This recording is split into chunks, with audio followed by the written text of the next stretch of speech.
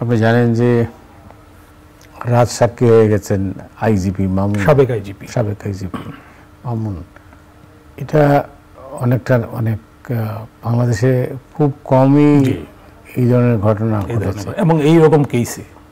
তো এই অবস্থায় এই যে মামলাটা চলছে সাবেক প্রধানমন্ত্রী শেখ হাসিনার বিরুদ্ধে এবং সাবেক স্বরাষ্ট্রমন্ত্রী আছেন, হ্যাঁ, তো সেই মামলায় মানে এতে কি কোনো প্রভাব পড়বে?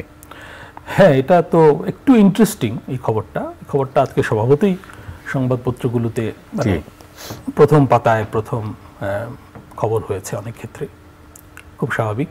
এটা নিয়ে আলোচনা হচ্ছে, আমি অনলাইনেও আলোচনা দেখলাম, ফেসবুকে আলোচনা দেখলাম।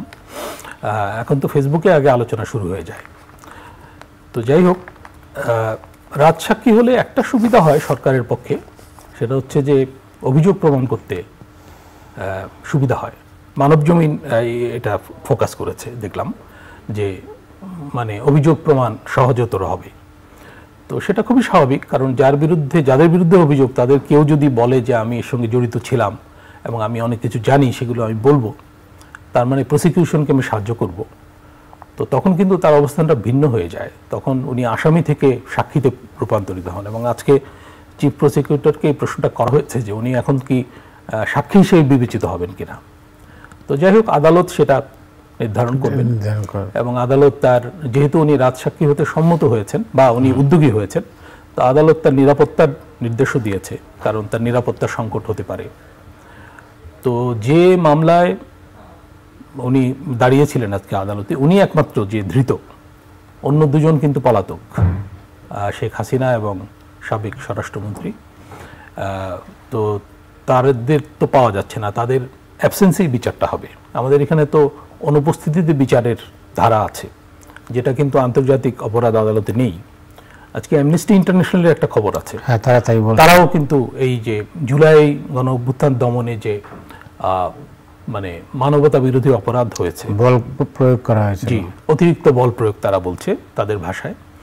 তো এটা জাতিসংঘ বলেছিল মানে বিধি বহির্ভূত এবং অতিরিক্ত বল প্রয়োগ হয়েছে।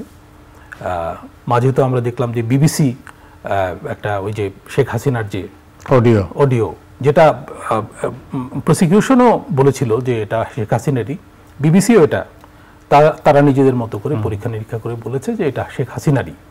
এবং এটা তার পুত্র জয়ও কিন্তু একটা ফেসবুক স্ট্যাটাসে উনি স্বীকার করেছেন এটা তার মায়েরই কণ্ঠস্বর, কিন্তু উনি বলছেন যে এটা অন্য সময়ের, অন্য ঘটনার।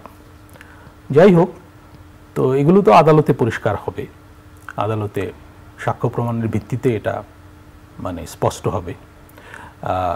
তো আমরা তো অপেক্ষা করে আছি যে এইসব ভয়ানক জঘন্য হত্যাকাণ্ডের জন্য দায়ী যারা, শেখ হাসিনা হোক আর যেই হোক, তাদের বিচার হবে। তো অ্যামনেস্টি বলছে যে আন্তর্জাতিক অপরাধ আদালতে হতে পারে। তো সেক্ষেত্রে সমস্যা হচ্ছে যে ওখানে তো মৃত্যুদণ্ডের বিধান নেই এবং তারা